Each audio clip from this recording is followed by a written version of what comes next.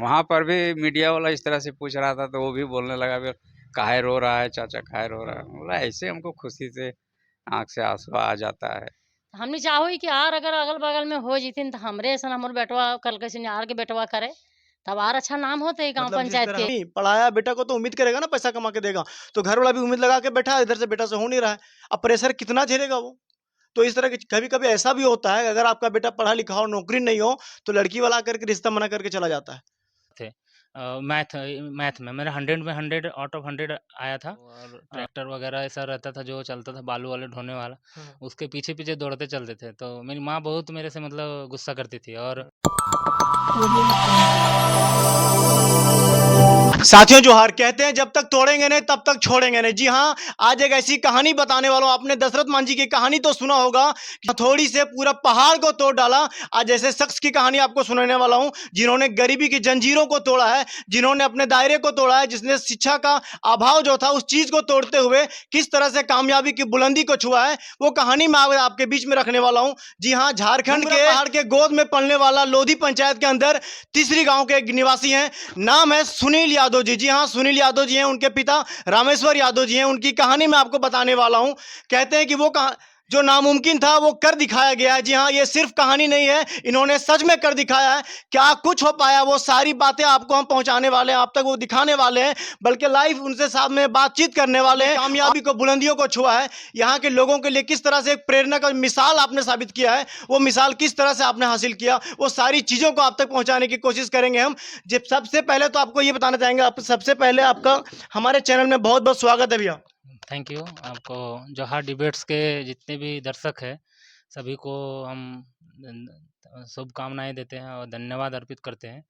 और आपको भी बहुत-बहुत धन्यवाद दिल से कि आप समय निकाल कर के मेरे पास आए और एक अपना परिचय दीजिए तो शॉर्ट में जो दर्शक समझ सके आपके हाँ, बारे में। मेरा मेरा परिचय यही है, मेरा नाम सुनील कुमार यादव है। हम तीसरी से बिलॉन्ग्स करते हैं और जो लोधी पंचायत के अंतर्गत आता है, गोमिया ब्लॉक में है ये। और यहाँ पे जैसे हम शुरुआत स्टार्टिंग में जब 2000 शायद उस समय 1999 या शायद 93-94 मेरा जन्म हुआ था, तो 95-96 में शायद हम तीसरी छोड़ चुके थे, क्योंकि यहाँ पे शिक्षा का अभाव था। यहाँ आपका पे आपका जन्म कब हुआ मेरा जन्म 1990 का है। और आपने गांव कब छोड़ा? मैंने न 96 में छोड़ा मैं। यानी 90 में 96 में, हाँ, यानी 6 1900 साल। हाँ, 6 साल के उम्र में हम गाँव छोड़ दिए और नानी घर चले गए। न मेरा नानी घर विष्णुगढ़ में पड़ता है, बेड़ारे पंचायत में। तो वहाँ पे पढ़ाई-लिखाई के लिए स्पेशली कि यहाँ पे जुमरा पहाड़ उस समय यहाँ पे स्कूल भी वैसा नहीं था, मिडिल स्कूल भी नहीं था उस समय। जी, जी। तो सिर्फ़ ऐसे ही नॉर्मली बच्चे 1-2 पहला दूसरा तक पढ़े हुए थे शायद हमको जहाँ तक याद है। इसके बाद फिर चले गए, फिर वहाँ पे पढ़ाई वगैरह किए, इसके बाद आगे का ये हुआ। अच्छा एक बात बताइए, क्या आप 90s में पैदा हुए, 96 में घर छोड़ दिया आपने, तो मतलब ये जो कामयाब होने का जुनून ये बचपन से था आपके अंदर? आपको लगा था कि कुछ बेहतर करना, उस समय से ये जुनून था? क्योंकि गाँव देहात में अक्सर पाया जाता है कि लोग खेलने में बिज़ी रहते हैं। माँ-बाप पकड़ के लाते हैं, "अरे घर आओ, शाम हो गया, पैर हाथ धो, पढ़ने बैठो।" तो वो कोई सुनता नहीं है गाँव में। गाँव का एक माहौल होता है, हाँ। क्योंकि हमारे अंदर एजुकेशन का माहौल ही नहीं है गाँव देहात में। तो उस समय भी आपके अंदर ये जुनून था? नहीं देखिए, बचपन में तो हम भी बहुत शरारती थे, बहुत बदमाशी करते थे। तो और ट्रैक्टर वगैरह ऐसा रहता था जो चलता था बालू वाले ढोने वाला, हाँ। उसके पीछे-पीछे दौड़ते चलते थे। तो मेरी माँ बहुत मेरे से मतलब गुस्सा करती थी और डंडा लेके पीटते रहती थी। कभी भी माँ ज ज कुछ भी मतलब छोटा-मोटा गलती हम बहुत करते थे। तो मेरी माँ भी वही मेरे से परेशान हो गई थी कि लड़का को इधर सामने रखेंगे तो कुछ अनहोनी कर लेगा, कुछ भी नुकसान हो जाएगा, इसलिए इसको नानी घर भेज देते हैं। वहाँ पे जब हम गए तो हमको एक प्लेटफ़ॉर्म मिला, मतलब कि हमको लगा कि नहीं अब हम आए हुए हैं यहाँ पे। उस समय जब बच्चा में ही थे, उस समय भी हम थोड़ा-सा पढ़ने में सबसे अलग थे। पता नहीं दिमाग तो तेज़ ही था। वो इसके बाद जब मेहनत करने लगे और जो हमारा स्कूल मिला उस समय वहाँ पे फ़ी ₹30 महीना था। तो और उसमें इनकम भी उतना ज़्यादा नहीं था मेरे पिताजी का, लेकिन फिर भी हमको अच्छा प्राइवेट स्कूल में मतलब मेरा दाखिला हुआ। स्कूल का नाम झारखंड शांति निकेतन है, खरना में पड़ता है वो। मेरे नानी घर से लगभग 1 किलोमीटर, 1.5 किलोमीटर में है था, तो पैदल चले जाते थे। हमारे नानी घर का भी स्थिति उस समय उतना बढ़िया नहीं था, अभी तो ख़ैर अच्छा हो गया है। उस समय उतना बढ़िया नहीं था, तो ज़्यादा कोई ऐसा साधन नहीं था आने-जाने का, तो पैदल ही जाते थे। पैदल आना-जाना रहता था। तो जब हम मेरा पहला इधर से दूसरा क्लास में जब हम गए, वहाँ पे एडमिशन करवाए, तो फर्स्ट अटेम्प्ट में जो मेरा एंट्रेंस एग्ज़ाम था, जो वहाँ पे एडमिशन के लिए था, उसमें ही हम टॉप कर गए। तो अच्छा, मेरा वहाँ पे पहली बार यहाँ से जाके वहाँ पे? हाँ, वहाँ पे हम टॉप कर गए, तो सबको लगा भी कि इतना जुमरा पहाड़ के तलहटी में बसा गाँव है, इसके बावजूद भी इस लड़के में इतना काबिलियत है कि ये विष्णुगढ़ जैसे मतलब जगह के लड़कों से कम्पीट कर पा रहा है। तो वहाँ पे फिर हमको उसी तरह से गाइड किया गया और फिर हमको एक क्लास अपर में लिखाया गया। जैसे हम यहाँ पे दूसरा पास करके गए, दूसरा क्लास में गए हुए थे, वहाँ पे मेरा हमको सीधा चौथा में एडमिशन हुआ। इसके बाद चौथा से हम चौथा, पाँचवाँ, छठा ये सब सभी में हम रोल नंबर 1 हमेशा रहा, मतलब हमेशा हम फर्स्ट डिवीज़न किए। इसके बाद हम वहाँ से 8वाँ पास करके विष्णुगढ़ हाई स्कूल से जी, जी। मैट्रिक पास किए। उस समय के दौर में मतलब 2008 में हम शायद मैट्रिक किए हुए हैं। 2008 में हम अपना विष्णुगढ़ हाई स्कूल का टॉपर थे मैथ में। मेरा 100 में 100 आउट ऑफ 100 आया था। उसमें लगभग-लगभग हम मैथ का सबसे गोल्ड मेडलिस्ट मतलब कि उस समय अवार्ड भी नाम भी लिखा हुआ होगा अभी, तो उस समय था। इसके बाद है सो आईएससी करने के लिए हम हज़ारीबाग चले गए। आईएससी करने के बाद है सो मेरा थोड़ा-सा आईएससी में थोड़ा-सा रिज़ल्ट है सो खराब हो गया कि हम सेकंड कौन डिवीज़न से कर कॉलेज गए। से? हम मारखम कॉलेज ऑफ कॉमर्स मारकम से से। हज़ारीबाग से किए थे। जी। तो हमारा थोड़ा-सा रिज़ल्ट सेकंड डिवीज़न कर गया तो मेरा अंदर से ऐसा लगने लगा कि शायद हम इस योग्य नहीं हैं या फिर हम पढ़ने जैसा नहीं है। फ़ेल तो नहीं हुए लेकिन सेकंड कर गए तो अंदर से अपना सेल्फ रिस्पेक्ट को थोड़ा-सा चोट पहुँचा। चोट पहुँचा। तो हम उस समय मेरा ध्येय था कि नहीं हमको आईआईटी करना है। आईआईटी करना है, तो उसके हिसाब से हम तैयारी कर रहे थे। तो जो सिलेबस वाला जो पढ़ाई होता है वो हमारा छूट गया था। तो इसी कारण से हम सेकंड डिवीज़न कर गए। तो इसके बाद फिर हम वहाँ से ट्रैक अपना चेंज कर लिए। मेरे एक मामा जी हैं वो सॉफ्टवेयर इंजीनियर हैं अभी। उन्होंने बोला कि एक रेलवे में ऐसा पोस्ट आता है लोको पायलट का, तो वो के लिए आईटीआई करना ज़रूरी है। तो हमको थोड़ा अच्छा लगा था कि नहीं मेरे पिताजी भी ड्राइविंग लाइन में हैं, अगर हम लोको पायलट बनते हैं तो मतलब मेरे जो चल रहा है वो चलते रहेगा। तो इसलिए फिर हम उस सेक्टर में जाने का मतलब ये मन बना लिए। फिर हम एंट्रेंस एग्ज़ाम उस समय एंट्रेंस एग्ज़ाम होता था, तो एंट्रेंस एग्ज़ाम लिखे। फिर 100 में हम तकरीबन हमको भाई अच्छा रैंक था, लगभग 4-5 रैंक था हमारा ऑल ओवर झारखंड में। ऑल तो ओवर झारखंड में 4-5? हाँ, ऑल ओवर झारखंड में 4-5 रैंक था हमारा, तो उसमें फिर हमारा एडमिशन हो गया सरकारी आईटीआई कॉलेज में, जिसमें पैसा वगैरह नहीं लगता है, फ्री ऑफ कॉस्ट हमारा पढ़ाई हुआ। सिर्फ रहने-खाने का खर्च है सो हमको तकरीबन 1200-1500 रुपया इस तरह से मिलता था। इसके बाद जो है सो पढ़ाई स्टार्ट हुआ, फिर आईटीआई कर रहे तो उस समय हमारा ध्येय था कि हमको लोको पायलट बनना है। लेकिन जब हम आईटीआई कंप्लीट किए, तो तुरंत अचानक से कैंपस सिलेक्शन हुआ हमारा आईटीआई कॉलेज में और हम लोग 4 लड़कों का टाटा मोटर्स में जॉब हो गया।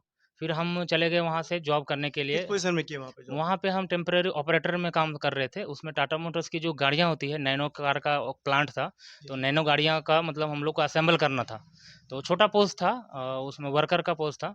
तो काम किए लगभग 10 महीना हम वहाँ पे काम किए। इसके बाद फिर हम ये घर आपका पहला जॉब था? ये मेरा पहला जॉब था, ये 2012 का कहानी है।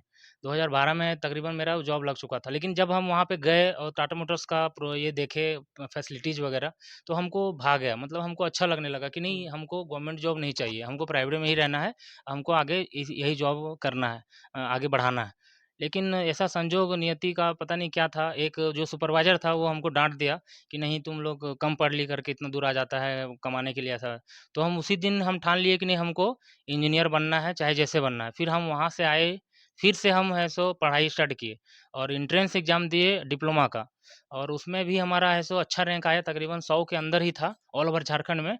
उसमें हमारा है सो फर्स्ट नहीं सेकंड काउंसलिंग में लातेहार पॉलिटेक्निक कॉलेज में मैकेनिकल ब्रांच मिला और वहाँ से फिर हम 2 साल का पढ़ाई किए। 2015 में वो कंप्लीट हुआ। इसके बाद 2015 में हम है सो सप्तगिरी आईटीआई हज़ारीबाग में पढ़ाने चले गए। लगभग 5 साल वहाँ पे पढ़ाए। उसके बीच में 1 साल के लिए हम अच्छा, आप हाँ, टीचिंग भी किए? हाँ, टीचिंग भी हम 5 साल लगभग किए हैं। अच्छा। इसके बाद इट है was so your second job? हाँ, ये मेरा सेकंड जॉब था और इसके उसी बीच में दरमियान में एक हमारा सीआईटीएस कोर्स होता है जो टेक्निकल सेक्टर में बीएड जैसा एक होता है कोर्स, वो जैसे टेक्निकल सेक्टर में टीचर बनने के लिए, तो वो कोर्स हम किए जाके हरियाणा से। इसके बाद फिर आए फिर इसके 2020 में तकरीबन मेरा है सो 19 में मेरा एक इसरो में भी रिज़ल्ट हुआ। इंडियन स्पेस और रिसर्च ऑर्गेनाइज़ेशन जो होता है, बहुत बड़ा एक जहाँ पे रिसर्च होता है। इसरो में? हाँ, इसरो में हमारा रिज़ल्ट हुआ। फिर वो उसका डीप डॉक्यूमेंट वेरिफ़िकेशन वगैरह करवाए और उसके बीच में ही लगभग 2 महीने के अंतराल में ये रेलवे वाला भी रिज़ल्ट हो गया। यानी इसरो में आपने जॉब के लिए इसरो में ट्राई किया था? हाँ, रो फॉर्म उसका आया हुआ था, तकरीबन 10 बहाली था ऑल ओवर इंडिया में। उसमें से मेरा पूरा बोकारो पूरा झारखंड में मेरा सिंगल अकेला मेरा रिज़ल्ट हुआ था। पूरा झारखंड में मेरा पहला रिज़ल्ट हुआ था वो। इसके बाद है सो ये क एक सेकंड भैया, हाँ, जो लोग नहीं जान पा रहे इसरो क्या, मैं उनको बताना चाहूँगा। इसरो स्पेस रिसर्च सेंटर होता है, ठीक है? इंडिया में जिस तरह नासा है अमेरिका में, इंडिया में इसरो है। तो वहाँ पे भी इन्होंने जॉब का सर्च किया हुआ था, उनको यहाँ भी सिलेक्शन भी हो रहा था, क्या कुछ हो रहा था वो सामने सुना रहे हैं आपको। जी हाँ। यहाँ इसरो का फुल फॉर्म होता है Indian space of research organisation, जो ऑल ओवर इंडिया में जो भी बड़े बड़े जैसे सैटेलाइट्स है या फिर जो रॉकेट्स है, जो कैसे लॉन्च होता है, कैसे उसमें ईंधन भरा जाता है, कैसे उसको आगे प्रक्रिया किया जाता है। जैसे अभी मोबाइल जो टेक्नोलॉजी है, दूरसंचार का जो भी काम कर रहा है, सभी सैटेलाइट से कर रहा है, तो जी। वो इसरो से ही लॉन्च होता है और इसरो से ही सारा चीज़ उसका ऑपरेट किया जाता है। सारे तभी लोग जानते होंगे कि कुछ दिन पूर्व जो चंद्रयान 3 हुआ था, हाँ, वो इसरो ने लॉन्च किया था। हाँ। तो उसमें उसमें हमारा रिज़ल्ट हुआ। अभी भी हमारा उसका जो डॉक्यूमेंट वेरिफ़िकेशन के लिए लेटर है, वो कॉल लेटर अभी भी हम रखे हुए हैं। उसके 2 महीने के बाद हमारा रेलवे में भी रिज़ल्ट हुआ और तकरीबन 2020 में जो रेलवे उसमें मेरा इसरो में फाइनल नहीं हो पाया डॉक्यूमेंट्स वेरिफ़िकेशन के बाद जनरल से हम क्वालीफ़ाई किए थे, तो मतलब ऑन प्रोसेसिंग था। हाँ, वो तो 2 नंबर से मेरिट में मेरा रह गया। मतलब अच्छा, कि अच्छा। डीवी, मेडिकल सारा चीज़ होने के बाद, डॉक्यूमेंट वेरिफ़िकेशन हो गया था, मेडिकल हो गया था, सब कुछ होने के बाद 2 मार्क्स से मेरा रह गया। इसके बाद है सो मेरा रेलवे में वही 2 महीना के अंतराल में मेरा रेलवे में भी रिज़ल्ट हुआ। इसमें भी डॉक्यूमेंट वेरिफ़िकेशन हुआ, मेडिकल हुआ और फाइनल मेरिट बन गया। इसमें मेरा जनरल से रिज़ल्ट हुआ और 2020 में कोविड के टाइम जब बहुत भयानक कोविड था, उस समय हमारा जॉइनिंग वहाँ पे दिया था। जून में हम जॉइन किए थे 2020 में। तो इसके बाद है सो 4 साल से लगातार रेलवे में जॉब करते हुए हमने पढ़ाई भी जारी रखा और हमारा शुरू से ही मोटो था कि हमको पढ़ाने के सेक्टर से ज़्यादा ये जुड़ा आप हुआ। रेलवे में किस पोज़ीशन में बताना चाहेंगे मेरे दर्शकों रेलवे को? में हम टेक्नीशियन पोस्ट पे थे। टेक्नीशियन ग्रेड 2 में अभी हैं और तकरीबन फरवरी ये जनवरी या दिसंबर में हम लगभग ग्रेड 1 बन जाते हैं वहाँ पे। लेकिन वहाँ से रिज़ाइन मारने के बाद ही हमको यहाँ पे जॉइन करने देगा। तो इसलिए तो आपने अभी रेलवे का जो जॉब था आपके पास, वो आपने रिज़ाइन कर हाँ, दिया? रिज़ाइन अभी कर दिया। प्रोसेस में लगा दिया हूँ, वो पूरा कंप्लीट नहीं हो पाया है, हुँ। लेकिन ऑन द वे है, प्रोसेस में है। और इसके बाद 4 साल लगातार उधर काम करते हुए पढ़ाई भी हमने किया और पढ़ाई करते हुए फिर अभी यहाँ पे 2023 में झारखंड सरकार ने बहाली निकाली। 2022 में निकाली थी, लेकिन वो रद्द हो गया। फिर 2023 में निकाली। इसमें हम लोग बहुत संघर्ष किए, बहुत सारा आंदोलन किए, बहुत सारा प्रोटेस्ट वगैरह जितना भी जैसे भी हो सकता था, सारा प्रोसेस किए। फिर इसमें प्रोटेस्ट क्यों करना है? आप अगर एग्ज़ाम दोगे उसके बाद तो प्रोसेस नहीं, होगा, उसमें जैसे प्रोटेस्ट किया कहाँ किया आपने? बहाली क्लियर नहीं होती है। जैसे अभी सीजीएल की जैसे 8 साल से लगातार अभी हो रहा है, जो बहाली क्लियर नहीं हो पा रही हाँ, है। जिसके कारण से बहुत सारे बच्चे जो हैं वो डिमोटिवेटेड हो जाते हैं। हाँ, एग्ज़ाम का तैयारी कर रहे हैं, लेकिन उनका एग्ज़ाम ही क्लियर नहीं हो पा रहा है। देखिए एक्चुअली होता है कि ये जो एज होता है ना, लगभग आदमी अंडर 30 पहुँच जाता है। हाँ, तो हाँ। गार्जियन को कहीं न कहीं एक उम्मीद हो जाता है कि अब मेरा बेटा कमा के देगा। मैंने 30 साल इसको पाला, पढ़ाया, लिखाया, अब कमा के देगा। अब सरकार वैकेंसी निकाल नहीं रही है, बंदा पूरा तैयारी करके लगा हुआ है जी-जान से। घर वाला भी परेशानी कर रहा है, इधर से प्रॉब्लम आखिर करेगा क्या आदमी? पढ़ाया बेटा को तो उम्मीद करेगा ना पैसा कमा के देगा। तो घर वाला भी उम्मीद लगा के बैठा है, इधर से बेटा से हो नहीं रहा है। अब प्रेशर कितना झेलेगा वो? तो इस तरह के कभी-कभी ऐसा भी होता है, अगर आपका बेटा पढ़ा लिखा हो, नौकरी नहीं हो, तो लड़की वाला आकर के रिश्ता मना करके चला जाता है। डिमोटिवेट हो जाता है, उसके बाद गाँव समाज में लोग बोलने लगते हैं, ये फालतू पढ़ लिया है, इससे कुछ होगा नहीं। तो ये चीज़ें कहीं न कहीं गाँव के लोगों को डिमोटिवेट करता है ना? तो इसीलिए प्रोटेस्ट करने का ज़रूरत पड़ा। फिर हम लोग बहुत मतलब अथक प्रयास और बहुत मेहनत के बाद है सो ये जो जिस पोस्ट के लिए मतलब अभी हम लोग निकाले हुए जिसमें रिज़ल्ट हुआ है हमारा, वो पोस्ट में है सो रिज़ल्ट एग्ज़ाम हुआ, एग्ज़ाम लिया सरकार ने। फिर एग्ज़ाम होने के बाद है सो 10 महीना का इंतज़ार करना पड़ा। 10 महीना पहले एग्ज़ाम हुआ था, फिर 10 महीना के लंबा मतलब इंतज़ार के बाद है सो अभी फिर रिज़ल्ट आया। रिज़ल्ट आने के बाद है सो हम लोग को डॉक्यूमेंट वेरिफ़िकेशन के लिए बुलाया गया। फिर डॉक्यूमेंट वेरिफ़िकेशन करने के लिए हम लोग लगभग 530 लोग गए। उसमें से 444 लोगों का सारा चीज़ डॉक्यूमेंट्स वगैरह सब कुछ सही था, जिन लोगों को फाइनल नियुक्ति पत्र दिया गया और संजोग कि ऐसा था हमको भी मुख्यमंत्री के हाथों से नियुक्ति पत्र मिला। ये सौभाग्य की बात है हमारे लिए, शायद जीवन में पहली बार और शायद नहीं, आखिरी बार भी है। आप हमारे क्षेत्र में 8 पंचायत में हमको लगता है आप पहले इंसान हैं जिनको मुख्यमंत्री द्वारा नियुक्ति पत्र मिला है ना? हाँ, हाँ। उससे पहले मुख्यमंत्री द्वारा किसी को सम्मानित नहीं किया गया, किसी को नियुक्ति पत्र अभी तक मतलब ऐसा कुछ नहीं हो पाया है। हमारे क्षेत्र के पहले इंसान हैं सुनील जी जिन्होंने ये कारनामा कर दिखाया है। कैसा महसूस कर रहे हैं आपके माता-पिता? क्या रिस्पॉन्स है घर का? माता-पिता बहुत गौरवान्वित महसूस कर रहे अच्छा, होंगे मुझे। आपके जो सहपाठी थे, आपके उम्र के जो आपके स्टूडेंट आपके साथ में जो पढ़ने वाले छात्र थे उस समय जो आपके सहपाठी थे, उनका क्या रिस्पॉन्स है? कितना कॉल आ रहा है? क्या मैसेज आ रहे हैं आपको? नहीं, कॉल तो बहुत शुभकामनाएँ के लिए, बधाई के लिए तो एकदम तांता लग गया है। है सबको ना? ये बधाई दे रहे हैं कि बहुत अच्छा प्रयास रहा और सबसे बड़ी बात है कि जॉब के रहते हुए अगर दूसरा जॉब अगर हो जाता है, तो थोड़ा-सा आदमी अट्रैक्शन और ज़्यादा बढ़ जाता है कि कैसे क्या पढ़ा होगा, कैसे इस तैयारी किया होगा। चूँकि आज के दौर में किसी का एक जॉब नहीं हो पाता है। हमारा 2-2 3-3 जगह फाइनली मतलब डॉक्यूमेंट्स वेरिफिकेशन के लिए बुलाया गया और जॉब भी हुआ। तो ये अपने आप में एक तरह का बहुत ही अलग हटके थोड़ा-सा काम हुआ है। लेकिन नॉर्मली होता यह है कि लोग एक जॉब के लिए तरस रहे हैं और आपने एक जॉब दूसरे जॉब के लिए पहले जॉब को रिजाइन मारा, तीसरे के लिए दूसरे को रिजाइन मारा। तो ये कहीं ना कहीं स्टेप बाय स्टेप आपको लगने लगा कि मैं और ग्रो कर सकता हूँ, मेरे अंदर और एबिलिटी है, तो आपने और स्ट्रगल किया और ऊपर बढ़ने के लिए पिछले चीज को छोड़ते चले गए। और जो चीज आप छोड़ रहे हैं बहुत लोगों के लिए वो चीज भी एक सपना है। हुँ। तो ये चीज अभी है। अभी इससे पहले भी जैसे बहुत लोगों को नहीं पता है, शायद मेरे घर वालों को तो हम बताए थे कि जैसे रेलवे में जब हम थे तो यही पोस्ट के लिए बिहार में भी बहाली आई हुई थी। प्रशिक्षण अधिकारी जो पोस्ट है उसके लिए। तो उसमें भी हम एलिजिबल थे और उसमें भी हम फॉर्म डाले हुए थे और उसमें भी हम एग्ज़ाम लिखे और उसमें भी हमारा रिज़ल्ट हुआ था। सेलेक्ट हुए थे उसमें भी आप। हाँ, बिहार प्रशिक्षण अधिकारी में भी हमारा रिज़ल्ट हुआ था। लेकिन उसमें द 1 महीना पहले उसका जॉइनिंग भी त कि मतलब करने के लिए बुलाया था, लेकिन हम लोग नहीं गए। चूँकि हमारा अपना राज्य में भी हमारा वेटिंग में था और हमको विश्वास था अपने ऊपर कि ये रिज़ल्ट हमारा हो जाएगा क्लियर। तो इसलिए हम वहाँ पे नहीं गए। तो कुल मिलाकर के रेलवे में रहते हुए मेरा इधर तीसरा मतलब इस साल मेरा 3 टोटल रिज़ल्ट हुआ है। बिहार में 2 रिज़ल्ट और झारखंड में 1 रिज़ल्ट। टोटल मेरा मतलब 3 इधर और 1 रेलवे में 4 गवर्नमेंट जॉब का रिज़ल्ट हुआ है। और एक इसरो में अगर जोड़िएगा तो 5 हो गया टोटल। लेकिन उसके बावजूद आपने एक बात बताइए, बिहार और झारखंड दोनों स्टेट में आपका सिलेक्शन हुआ, आपने अपने स्टेट को ही क्यों चुना? अपने स्टेट को चुनने का सबसे बड़ा रीज़न है मेरे माँ-बाप हमसे छूट छूट ना जाए इसलिए, और हमारा परिवार जो है, हमारा जो समाज है, जो जैसे जो मेहनत हो, जैसे हम लोगों को क्या होता है कि पैसा इम्पोर्टेंस नहीं रखता है। अब हमारे लाइफ में क्योंकि हम ऑलरेडी जॉब में थे, हमारा वहाँ पे भी 50,000 रुपए लगभग सैलरी था, तो यहाँ पे स्विच करने का ज़रूरत नहीं था। लेकिन हम चाहते हैं, जैसे मेरा ऐसा मोटो है, मेरा ऐसा ध्येय उद्देश्य है कि हम अपने 7 पंचायत के लिए कुछ कर पाएँ, या फिर अपने जिला के लिए, बोकारो के लिए कुछ कर पाएँ, या फिर हम अपने झारखंड के लिए कुछ कर पाएँ। तो कुछ कर कैसे पाएँगे जब तक फील्ड में नहीं रहेंगे। फील्ड में रहने का मतलब है कि अगर हम झारखंड में रहेंगे तभी तो कुछ कर सकते हैं किसी के लिए। तो परिवर्तन आए मतलब लाने का एक मुहिम मतलब ये चाह रहे हैं छेड़ने का। तो जब पावर में अभी आ जाएँगे, पोज़ीशन में अगर आ जाएँगे तो इसके बाद हमारे लिए ये काम आसान हो जाएगा। जो चीज़ हम करना चाह रहे हैं, जो हम बदलाव लाना चाह रहे हैं। प्रशिक्षण अधिकारी इसमें क्या रोल होगा, सो बताइए थोड़ा सा हमें। प्रशिक्षण अधिकारी एक पोस्ट है जो टेक्निकल सेक्टर में एक तरह का टीचर का मतलब काम करते हैं, वो ट्रेनर एक तरह के हैं। इसका जो इंग्लिश वर्जन होता है वो ट्रेनिंग ऑफिसर होता है। टीओ बोला जाता है इसको, प्रशिक्षण अधिकारी तो हिंदी हो गया। तो ये ट्रेनर एक तरह का हो गया, जैसे जो झारखंड सरकार के द्वारा लगभग अभी 60 जो है सरकारी आईटीआई कॉलेज खोला गया है। जो टेक्निकल सेक्टर में, जो प्राइवेट सेक्टर में जो जॉब होता है, वो अधिकतर जो है सो मैट्रिक, इंटर या ग्रेजुएशन से नहीं हो पाता है। और उसमें मतलब कॉल नहीं कर पाते। जो कंपनियाँ रहती हैं वो अधिकतर ऐसे टेक्निकल लड़कों को खोजती है। तो उसमें आईटीआई जो किया हुआ लड़का रहता है, उसका जॉब होने का संभावना सबसे ज़्यादा रहता है। तो अगर अगर इस सेक्टर में अगर हम लोग काम करते हैं, तो हमारा 7 पंचायत या जिला बोकारो से या फिर झारखंड से हम लोग बहुत बेहतर कर सकते हैं अगर इस सेक्टर में काम होता है तो। और पिछले 10 सालों से लगभग हमको लग रहा है कि 2010 से ये बहाली नहीं आ पाया था।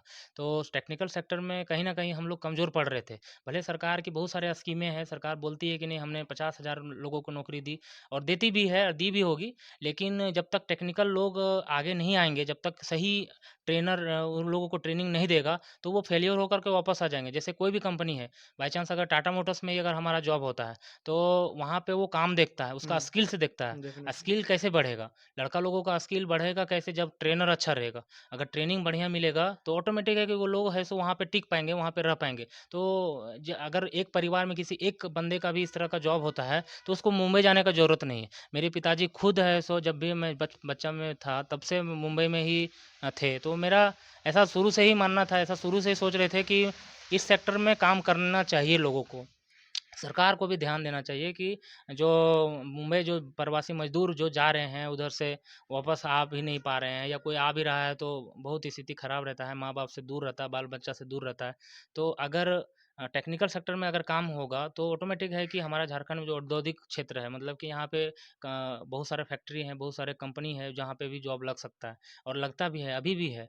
तो उसमें काम करने के बाद ऐसा लगता है कि बहुत परिवर्तन आ सकता है। जो बार-बार बोला जाता है नहीं रोज़गार देंगे या फिर सृजन करेंगे या फिर हम लोग ज़्यादातर नौकरी देंगे या बेरोज़गारी ख़त्म करेंगे, तो बेरोज़गारी ख़त्म करने का रीढ़ का हड्डी अगर बोला जाए तो आईटीआई से ही संभव हो सकता है। टेक्निकल चीजों से। टेक्निकल चीज़ों से ख़त्म हो सकता है। तो हम लोग जो है प्रशिक्षण अधिकारी जो है सो वेल ट्रेन्ड एजुकेटेड ट्रेनर है एक तरह का।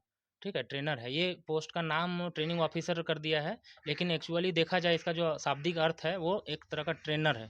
जो हमारा जो पोस्ट है वो हम प्रशिक्षण अधिकारी फिटर ब्रैकेट में लिखा हुआ है, तो हम फिटिंग सिद्धांत के बारे में बताएंगे। फिटर का ट्रेनिंग देंगे हम कि कैसे फिट करना है कोई भी चीज़ को, कैसे एक दूसरे से फिट होगा, कैसे सेफ्टी के साथ काम करना है, ये सब का ट्रेनिंग हम लोग देंगे। Can I ask you one more question, what's vision of your life? आपकी ज़िंदगी का लक्ष्य क्या है? देखिए, मेरा ज़िंदगी का लक्ष्य स्टार्टिंग शुरू में तो था कि हम अपने परिवार को बढ़िया से ये ले दे के चले, अच्छा से आगे बढ़े, अपना जो घर का गरीबी है उसको ख़त्म कर दें। लेकिन अब धीरे-धीरे है सो मेरा विज़न जो है सो चेंज हो गया है। चूँकि सिर्फ़ एक घर को अगर ठीक कर दें तो उससे मेरा हमको नहीं लगता है कि सब कुछ बदल जाएगा। तो कहीं न कहीं हमको लगता है कि इस क्षेत्र में, हमारा जो झुमरा पहाड़ क्षेत्र है, उसमें समस्या बहुत ज़्यादा है, सुविधाओं का बहुत अभाव है। अभी भी लोग हैं किस सो तरह की समस्याएँ आप देख पा रहे हैं? देखिए, अभी भी लोग हैं सो यहाँ पे मजबूरी से जीने पे मजबूर हैं। कहने का मतलब है कि किसी तरह का सुविधा नहीं है, जैसे मेडिकल फैसिलिटीज़ नहीं है। फिर शिक्षा का अभाव है, शिक्षा सही से नहीं मिल पा रहा है, सही स्कूल नहीं है, कॉलेज नहीं है। फिर ये जो इंफ्रास्ट्रक्चर रहता है वो थोड़ा-सा कम है इधर का क्षेत्र में। तो ये सब चीज़ों में बदलाव लाया जा सकता है, अगर थोड़ा-सा सही पोस्ट में सही ये करके अगर किया जाए, काम किया जाए, तो मुझे लगता है कि बहुत हद तक परिवर्तन हो जाएगा। और सभी काम है सो नेताओं पे ही नहीं छोड़ सकते हैं, जो विधायक हैं हमारे या फिर सांसद प्रतिनिधि हैं, तो वो लोगों पे ही सारा चीज़ नहीं छोड़ सकते हैं हम लोग। कुछ लोग हम लोग को कुछ काम है सो हम लोगों को भी करना पड़ेगा, जो समाज का नवनिर्माण चाहते हैं, जो बिल्कुल। समाज में जो अलग कुछ हटके करना चाहते हैं, बदलाव लाना लाना चाहते हैं, वो लोगों को कुछ करना पड़ेगा। तो अभी इस पोस्ट में आने के बाद मुझे ऐसा लगा कि अगर हम रेलवे में रहते हैं, तो मेरा परिवार बढ़िया से चलेगा, ऐसा कोई दिक्कत नहीं था। लेकिन अगर हम इस पोस्ट में अगर हम आ जाते हैं, तो हम समाज में बहुत तरह का बदलाव ला सकते हैं। तो इसलिए हमको इस जॉब में हम स्विच किए हैं।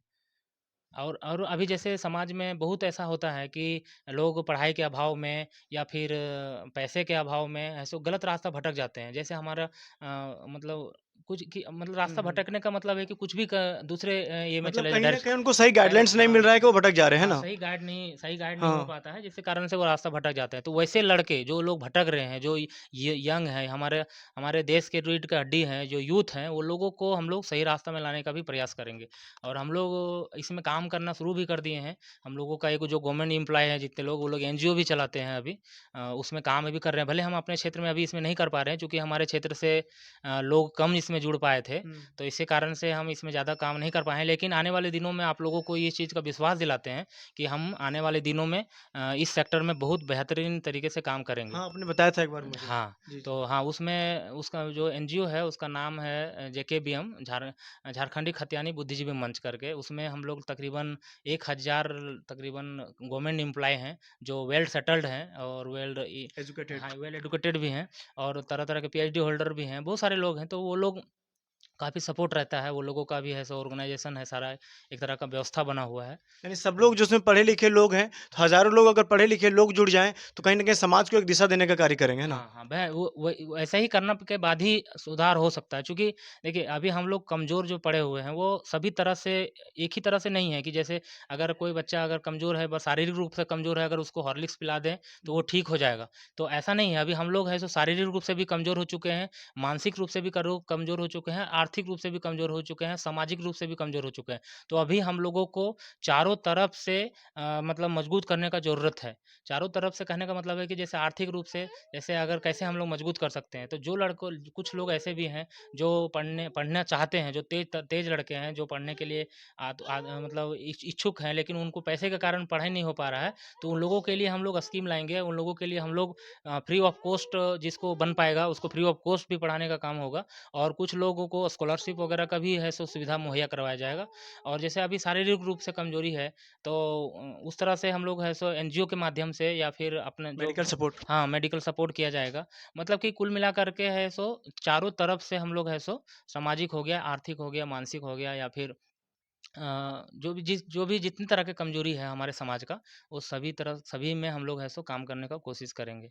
तो वो काम हमारा इस पोस्ट में आने के बाद ही संभव था, इसलिए इसमें हम स्विच यानी करना कहीं चाहे। ना कहीं आप अपने लाइफ में सेटल हो चुके हैं, कहीं ना कहीं समाज के चेंजेस के लिए संघर्ष करना चाह रहे हाँ, हैं फिर से, है ना? बस हम मेरा मेरा शुरू से ही मानना रहा है कि हम अपने झुमरा पहाड़ के साथ पंचायत के लिए कुछ करना चाहते हैं। जी। उसमें से लोधी पंचायत भी हमारा एक है और हम जिस गाँव में रहते हैं वहाँ पे भी सुविधा का अभाव है।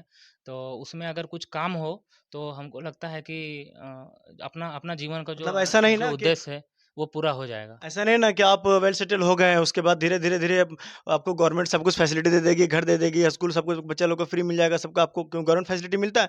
उसके बाद आप रांची तरफ जाके बस जाइएगा, उसके बाद गाँव ठीक है, रहने दीजिए उसमें क्या हो गया। नहीं, ठीक है, ये आपका सवाल बहुत बढ़िया है, अच्छा सवाल है और ऐसा ही होता ही है। जेनुइन ऐसा ही होता है कि लोग सेटल्ड हो जाते हैं, इसके बाद है सो अपना समाज को या फिर अपना आस-पास को नहीं देखते हैं।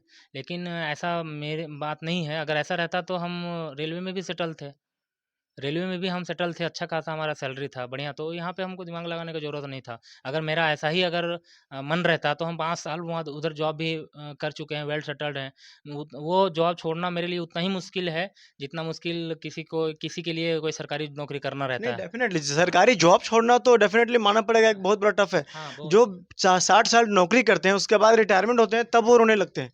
अभी अभी तो मैं जो शुरू में छोड़ दिए, उसके बाद ज़्यादा दिन आप काम भी नहीं किया ना, कितना साल काम किया आपने? 5 साल लगभग 5 तकरीबन मेरा साल। पूरने वाला है। यानी 5 2020 में साल आप हम काम किए, 5 साल में आप छोड़ दिए, हाँ, तो 4 डेफ़िनेटली साल हो रहा है, मतलब है ना? 5 साल नहीं 4 साल हो जाएगा, 4 साल और कुछ महीना सोचिए हो सिर्फ़ रहा है। 4 साल में। हाँ, तो अभी जैसे हमारा वहाँ पे वेल सेटल्ड थे, लेकिन अगर हमको समाज के प्रति अगर हमको लगाव नहीं रहता और अगर हम नहीं चाहते कि समाज में भी कुछ बदलाव हो, तो हमको आने का ज़रूरत नहीं था। वहाँ पे बहुत रिस्क है, अभी भी अभी उस जॉब से इस जॉब को स्विच करने में भी हमको मेरा बहुत मतलब रिस्क ही लग रहा है। हमारे घर वाले भी नहीं मान रहे हैं कि नहीं रेलवे अच्छा फैसिलिटी देता है, बच्चों को पढ़ाने के लिए पैसा देता है, मेडिकल फैसिलिटीज़ है उसमें, पास पीटीओ है जो फ्री यात्रा ऑल ओवर इंडिया में कहीं भी हम फ्री यात्रा कर सकते हैं। ये सब चीज़ इसमें कुछ कुछ भी मतलब फैसिलिटीज़ नहीं है। लेकिन बस एक ही मतलब इसमें हमको बढ़िया लग रहा है कि हम अपना घर आ रहे हैं और दूसरा है कि हम अपने माँ-बाप के साथ रहेंगे। तो अपने और समाज को टाइम दे पाएँगे। हम अपने समाज को टाइम दे पाएँगे और जिस सेक्टर में हमको काम करना है, उस हम सेक्टर में हम काम कर सकते हैं, इसमें रहेंगे तो। रेलवे में रहते तो हम मुंबई में थे, ऑलरेडी भुसावल में जॉब कर रहे थे, तो हम इधर से हम एक्चुअली कट चुके थे एक तरह से देखा जाए तो हम अपने माँ-बाप से भी कट चुके थे। तो जो हमको कितने का पैकेज था वो? बताना चाहेंगे आप? अगर बताना उसमें चाहें तो? हम पैकेज जैसे उसमें मंथली गवर्नमेंट मंथली बता दीजिए नॉर्मली। हाँ, गवर्नमेंट जॉब में स्टार्टिंग में हम लोगों को 25 हज़ार तकरीबन 30,000 से शुरुआत हुआ था। रेलवे वाला। हाँ, फिर जी, धीरे-धीरे बढ़ते-बढ़ते तकरीबन अभी 40 45,000 तक मिल रहा था। 45,000 तक। हाँ, जिसमें से ईपीएफ वगैरह कट रहा था मतलब पीएफ पीएफ वगैरह वगैरह हाँ, कट-काट के हाँ। तकरीबन 40,000 रुपये मिलता था। जो काफ़ी था हाँ, हाँ, सही है। एक परिवार को ये करने के लिए सर्वाइव करने के लिए बहुत अच्छा देखिए, इस था। क्षेत्र में कुछ लोग ऐसे हैं जो 4,000 रुपए भी नहीं कमा पा रहे हैं। हाँ। वहाँ पे अगर आप पढ़ लिख करके अगर 40,000 की नौकरी ले पा रहे हैं, ये बहुत आसान नहीं है। जो लोग बहुत ज़्यादा करोड़ों कमा रहे हैं, जो नहीं कमा रहे हैं, ये सब लोग अगर मिला-जुला के देखा जाए ना, तो हमारा जो क्षेत्र है, उस हिसाब से 40,000 रुपए बहुत बड़ा अमाउंट है। अगर कोई बंदा नौकरी करके हासिल कर दूसरा चीज़, सिर्फ़ 40,000 नहीं है, उसमें गवर्नमेंट फैसिलिटीज़ हैं। आपको मेडिकल सिक्योरिटी मिल रहा है, आपको एजुकेशन सिक्योरिटी मिल रहा है, ये सारा चीज़ें भी तो है ना। हाँ। ट्रैवल सिक्योरिटी मिल रहा है, ये सारा चीज़ इस बहुत ही जॉइंट करना पड़ रहा है ना। आपको ये सारा चीज़ का जो कॉस्ट है, वो भी ऐड हो रहा होगा उसमें। हुँ। तो ऐसा तो नहीं है। चलिए ठीक है, आपसे बात करके बहुत अच्छा लगा। थोड़ा-सा आपके माताजी से बात करना चाहेंगे। हमारे साथ इनकी माताजी है, अब इनसे जानने की कोशिश करेंगे कि बात बताइए आप। आपसे चलिए खोटा में बात करते हैं। हाँ, जखन छोट हलो भैया, हाँ, तखन पढ़ाई-लिखाई घरी मतलब कहाँ से पैसा-उसा आवलो? जबकि हम जानो हियो कि अंकल जो है से हुँ, गाड़ी चलवोल है ना? हुँ, तो घर में गरीबी तो इस तरह से हुँ। इस तरह से तो नहीं कैसे-कैसे सब कुछ अगर पैसा-वैसा खर्चा करनी है, इतना तक पढ़े-लिखे में कहाँ से खर्चा करना? खर्चा कर दी जैसे पापा इनकर सुनली कि पापा बम्बई चल गल थी, हाँ, तखन 2-250 करीब महीना में कमाल थी। हाँ। त ई मतलब भेजोल थी से बाबू पढ़ाड़े में खर्चा करोली और हम जे मैं खेती बाड़ी में थोड़ा बहुत उपजवे लाली मिर्चा उर्चा लगवे लाली आलू लगा बोली जी कुछ कुछ हुँ। वो बेच उच के अपन घर चलाओ बोलिए। तो इस तरह करके पोस पाल के अगर मतलब 5-6 साल यहाँ रख लिए तो कुछ लगले कि पढ़े में मतलब हमार तेज निकलते। हाँ। तब हम कहली ना यहाँ रखला से अब बच्चा उच्चा थोड़ा पढ़े में तनी ध्यान नहीं देती हाँ, हाँ, हाँ। तो यहाँ रखबे तब थोड़ा ई कमजोर हो जते ना पढ़बे पारबे हुँ, तो एकरा एक काम करबे मामू घर भेज देबे। तो मामू सबसे बात कर ली भाई से अपन हुँ, बोली कि दादा से बाबू हमारे पढ़े में थोड़ा सा अथी का है तेज पर मास्टर सब प्रयास सर सब को थी हुँ, से यहाँ भेज दियो। बोले काम कर ठीक है भेज दी। हुँ। तो वहाँ भेज दिए तो फिर वहाँ नाम लिखा दिए।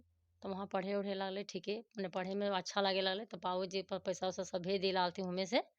तो पढ़ाई लिखाई करके मैंने दिनों दिन अगर मैंने प्रतिदिन बढ़ले जाए लगले, हाँ, हाँ। मैंने पढ़े में मैं कहियो कमजोर ना भले, तो अच्छा, एक हमनियो बात मन बढ़े लगले। एक बात बतवा हाँ। कि पढ़ लिख के सरकारी ऑफिसर बन, रेलवे में नौकरी करे लागलो, सरकारी ऑफिसर बनलो, तो कमाओ माओ लो, पैसा वैसा दो लो कि अपन हाँ, दोस्ती नहीं यारी में? नहीं नहीं, पैसा वैसा सब हैं? बढ़िया दले गेले, सब ना ठीक कि से। वो काकि देख गांव देहात के आदमी ने बहुत कम सुविधा में रोथिन, अचानक जब स्टैंडर्ड लाइफ देख लोथिन सब कुछ नहीं, ओकर बाद दुनियावी चकाचौंध में खो जाथिन, है नहीं, ना? वो सब वाला कुछ ना कर तो ले, मैंने उस दू हिसाब भाई से, भी और पढ़ रही थी, है ना? दू भाई के ई सब पढ़ा रहे, नहीं तो पढ़ाड़ा माय लगा चौचर से दे हिसाब से, रही है, बाबू सबके है भाई ना? बहन के पढ़ा रही है अभी, है ना? दुआर पढ़ रही थी। मतलब भाई हाँ लोग को सबको पढ़ा रहे हाँ, हैं ना? सब पढ़ा रहे और मतलब हमने घर भी। के कहीं ना कहीं पढ़ल लिखल के बाद एक हाँ गार्जियनशिप की जो जिम्मेदारी है वो है, हाँ वो बाबू जैसे कंधा से लेकर के खुद हाँ निभा रहे है ना? हाँ, बाबूजी के घर में मैंने बैठा दल के कि है अब ना? तू छोड़ दे मुंबई, हम्म। अब तू घरे रही हो, अब हम ऐसे संभाल लेबे सभी। और उचित तो जिम्मेदारी से निभा रहे हाँ, थे, निभा रहे ईमानदारी से, है ना? बढ़िया, हाँ बढ़िया से। तो की कहल चाहो अभी आदमी सब अगल बगल के लेडीज सब या तोर से जकर जकर बात है वो हो, ओखनी की बोल रहे तुम तोरा इस बारे में? तो सब मुख्यमंत्री जगह गेल रहा तुम की देखला कैसा लागलो? सब इटा बतवा। बोलल थी कि अच्छा हो, बेटवा पढ़ेली लिखली बढ़िया से मने हाँ, तोर ऊंचा पोस्ट में पहुंचा दलको। तो हमनी चाहो कि आर अगर अगल बगल में हो जीतिन तो हमरे ऐसा हमर बेटवा कल के आर के बेटवा करे, तब आर अच्छा नाम होते गांव मतलब जिस पंचायत तरह के। हमारे बेटवा आगे बढ़ले सबके हाँ, बेटा आगे सबके बढ़ल चाहो, बेटा देखल आगे चाहो, बढ़े, है ना? हाँ बस यही हाँ, हमनी चाहो कि आर दूसर के बेटा आगे बढ़े। हमने की ना है कि हमरे बेटवा बढ़ ले हमें अच्छा से रहिए से ना है कि आर गोट के सबके भगवान दुआ से सबके पढ़े लिखे, हमर पंचायत नाम ऊंचा करे और पढ़े हमरे बेटवा जैसन, और हमरे बेटवा जैसन काम करे। इस क्षेत्र के काकी तो पहला माय लगी जो हाँ मुख्यमंत्री के सामने गनी अपन बेटा हाँ, के लिए, बेटा के लिए। हाँ नियुक्ति पत्र लिए ले सामने तक गनी, तो कैसन महसूस भलो तोरा उस समय हुआ करा? कैसन अच्छा लागलो? लगला है, पूरा बेटवा के लिए चल जाए दे अच्छा से, मैंने पढ़ेलिए बेटवा मेहनत करके अपना खेती बाड़ी में गरीबी रेखा से पढ़ेलिए मने, आए बेटवा तो मने आज हमने तो के सर ऊंचा कर दिलो सर पूरा, ऊंचा कर दल के। हाँ, तुमने है ना? खुशहाल आ गए जान में, खुश हो गांव गए। समाज में इज्जत बढ़े लो, हाँ, खाली इज्जत तोरे बढ़े, इज्जत ना हाँ बढ़े लो, ये हाँ पूरा इलाका के इज्जत बढ़े इलाका लो, इज्जत बढ़े के, सब हाँ आदमी के गर्व महसूस भले, हाँ। सब दिन अच्छा से रहो, मैंने जे तेरी कहले गली से तेरी तुमने मानले गले सुनले गले, अभियो भी मानो है। है ना? हाँ, अभियो भी मानो है। चल ठीक है, बहुत बहुत हाँ, धन्यवाद। कोई पिताजी दिक्कत हो ना नहीं। सुनील भैया के आप, हाँ।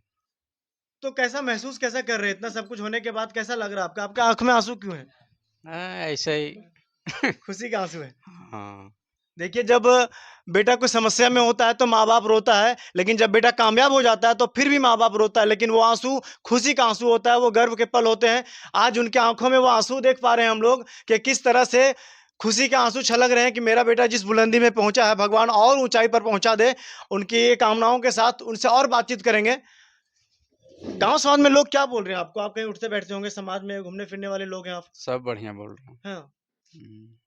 तो जब आप टैक्सी चलाते थे, आप मिट्टी के घर में रहते थे, मुंबई में जाके टैक्सी चलाने लगे आप लोग, शुरुआत से संघर्ष आपका अलग रहा, लेकिन जब टैक्सी चलाने लगे उसके बाद आपको कभी ऐसा लगा था कि मेरा बेटा एक सरकारी ऑफिसर बनेगा आने वाले दिन में? हाँ, जब पढ़ता लिखता था तो पूछते थे कि हाँ रे इतना इतना पैसा खर्चा करवा रहा है तो तू कुछ करेगा कि मतलब मेरा ही जैसा टैक्सी चलाएगा? हाँ। बोला नहीं पापा, हम कहीं भी करेंगे तो सरकारी नौकरी करके रहेंगे। आपका अपना टैक्सी था वहां पे? हाँ, ना था, हाँ, अपना थोड़ा दिन था। थोड़ा दिन था। हम्म। तो आपको ऐसा नहीं लगा कि अपना बेटा को डायरेक्ट यहीं पे लाएंगे, अपना टैक्सी दे देंगे तो मालिक बन जाएगा टैक्सी, कैसे नहीं लगा? सोचते तो थे, हाँ, लेकिन वो खुद मना करता था कि अगर हम आज से पैसा कमाना के दे देंगे तो 100-500 या 1000-2000 देंगे, लेकिन सरकारी नौकरी नहीं कर पाएंगे। और अगर अभी से हमको फ्री छोड़ दीजिएगा तो हम कहीं न कहीं सरकारी नौकरी करेंगे। हाँ। तो हमको भी समझ में आता था कि हाँ भाई सही बोल रहा है। पैसा का लालची किसी को हो जाता है तो फिर नौकरी का तो ध्यान नहीं देता है। कहीं भी पैसा कमा रहा है, शादी-वादी कर देंगे, बाल-बच्चा हो जाएगा तो नौकरी के लिए तो पढ़ाई-लिखाई करेगा नहीं तो फिर नौकरी कैसे करेगा?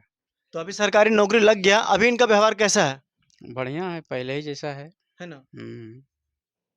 एक बात बताइए, आपको एक बात पूछना चाहेंगे, सच सच बताइएगा ईमानदारी से, समझे? गांव समाज में जो लोग होते हैं वो एक्चुअल में क्या बोलना चाहते हैं आपको कि आपका बेटा जैसे कि मान लीजिए आगे बढ़ गए, ठीक है, तो समाज में अच्छा अच्छा सोच रख रहे हैं, अच्छा काम कर रहे हैं, तो गांव समाज के लोग आपको क्या बोल रहे हैं कि मतलब अब? सब अच्छे ही बोल रहे हैं, जिसको जिसको जैसे समझ में आता है, जैसे हाँ, लड़का बच्चा लोग है तो बोलता है कि अरे हम भी पढ़े रहते तो हम भी आज कुछ कर पाते। लेकिन जब नहीं क्योंकि पढ़ाई बहुत से लोगों के लिए मिसाल है ना। हाँ, मिसाल है। हाँ, और जैसे अभी बहुत लोग कमा रहे हैं तो बच्चा है छोटा तो बोलता है कि अगर 1-2 साल में अगर ऐसा होगा, पास होगा तो हम भी आईटीआई कराएँगे और डिप्लोमा कराएँगे। हम्म। फिर ये सब चीज़ में वैकेंसी आएगा तो हम भरवाएँगे। बहुत से लोग आपको बोलते होंगे कि आपके हुँ। बेटा से थोड़ा मेरा बेटा को बात करने बोलिए, थोड़ा सा ऐसा, है ना, हाँ, गाइड करने के लिए, बोलते हैं है और ना? घर भी आ रहे हैं बात करने के लिए। फ़ोन में भी फ़ोन कर रहे हैं कि जी आप थोड़ा अथी रखिएगा, हमारे ऊपर भी ध्यान दीजिएगा। मैं बोला ठीक है, जब तक मेरा बेटा जहाँ रहेगा वहाँ तक पहुँचेगा तो हम ज़रूर ध्यान देंगे। और आपका बेटा जो है उनका भी व्यवहार ऐसा है कि वो चाहते हैं कि समाज में बदलाव आए, तो वो भी तो लोगों को खुद चाहते हैं कि जिनको अगर कुछ नॉलेज हमसे जितना हो पाएगा हम करेंगे, हुँ। है ना? हाँ, यही सब बोल रहे हैं, चर्चा चल रहा है सब जगह। अच्छा एक बात बताइए, मुख्यमंत्री के सामने गए उस समय कैसा लगा आपको? एज़ ए गार्जियन आप कैसा फ़ील किए? बहुत मतलब अच्छा लगा और इसी तरह से हमको आँख से आँसू आने लगा। आँख से आँसू आने लगा। हाँ, खुशी से। अभी वहाँ भी पर आपसे हम वहाँ बात कर रहे पर हैं, अभी भी आपके आँख में आँसू हैं। वहाँ पर भी मीडिया वाला इस तरह से पूछ रहा था तो वो भी बोलने लगा फिर, काहे रो रहा है चाचा, काहे रो रहा है? बोला ऐसे हमको खुशी से आँख से आँसू आ जाता है, तो क्या करें? देखिए, ये जो क्षण है, ये बयाँ नहीं किया जा सकता है, बस ये महसूस किया जा सकता है कि जिन्होंने काफ़ी संघर्षों के साथ 200-300 कमाने कमाने से शुरुआत किया था इन्होंने, और उस समय से लेकर अभी तक अपने बेटे पर विश्वास बनाए रखे, और उनके बेटे जो हैं, उन्होंने भी उनके विश्वास को टूटने नहीं दिया और संघर्ष करके उस मुकाम को हासिल करके अपने माँ-बाप का सर को कितने फ़ख्र से ऊँचा किया है। ये जो आँसू है, उस चीज़ की गवाही दे रहा है। आप देख सकते हैं किस तरह से समाज में इन चीज़ों से काफ़ी बदलाव आता है। समाज में जब लोग जानते हैं, क्योंकि देहात क्षेत्र है, लोग अच्छे मिसाल जानना चाहते हैं अपने बेटों पर। जो कुछ माँ-बाप जो बेटे पढ़ने में तेज़ भी रहते हैं ना, तो माँ-बाप विश्वास नहीं करते हैं। तो आपके बेटे ने जब ऐसा कर दिखाया है, तो लोग विश्वास करने लगेंगे अब। हाँ, इससे समाज में सच में फ़ायदा आएगा। लोग अब बोलेंगे, किन्हीं का बेटा अगर बोलेगा कि हमको थोड़ा-सा टाइम दे दीजिए, हम कुछ अच्छा करना चाहते हैं, तो कहीं न कहीं लोगों को आपका बात दिमाग में आएगा कि नहीं, उनके बेटे ने किया है, तो मेरा बेटा भी मेरा शायद भी कर बेटा सके, कर तो थोड़ा सके। भरोसा करेगा। है ना? ज़रूर। समाज में एक पॉजिटिव एनवायरनमेंट, मतलब कहीं न कहीं एक अच्छा चीज़ आप फैला रहे हैं, मैसेज फैला रहे हैं समाज में, अच्छा काम किया गया। और आगे क्या कहना चाहेंगे आपके बेटा का भविष्य के लिए? 2 बात बताइए बस, बढ़िया कहेंगे और हम है ना? क्या मतलब चाहते हैं और आगे कहाँ तक जाएँ? आशीर्वाद देते हैं है ना? कि इससे भी अगर कोई अच्छा वैकेंसी आवे और अच्छा पढ़ाई करके अगर इससे और आगे बढ़ने का अगर चांस होगा, जी। उतना जिसे हम नहीं जानकारी है, पढ़ाई-लिखाई जी, जी, जी, उतना नहीं बिल्कुल। किए हैं, तो अगर उनको जानकारी होगा, जैसे 1 से 2, 3, 4 में पहुँच चुका है, तो हो सके 5वाँ सीढ़ी भी अगर चढ़ जाएगा तो हमारे लिए बहुत मतलब आप दुआ करते हैं, कामना दुआ करते हैं उनके करते लिए, है हैं ना? कि उसके लिए बहुत अच्छा रहेगा चलिए, और हम बहुत-बहुत लोग के धन्यवाद। लिए भी अच्छा रहेगा, जी, जी। पूरा पंचायत के लिए अच्छा रहेगा, गाँव का अच्छा रहेगा, झारखंड का भी अच्छा रहेगा। चलिए, बहुत-बहुत धन्यवाद। हुँ। तो ये थे हमारे साथ तीसरी गाँव के, लोधी पंचायत के अंदर तीसरी गाँव के सुनील यादव जी के माता-पिता, जिनसे हमने बात किया। उनके बेटे का संघर्ष कैसा कुछ रहा, वो हमने आप लोगों को दिखाया। इतना जय हिंद, जोहार झारखंड।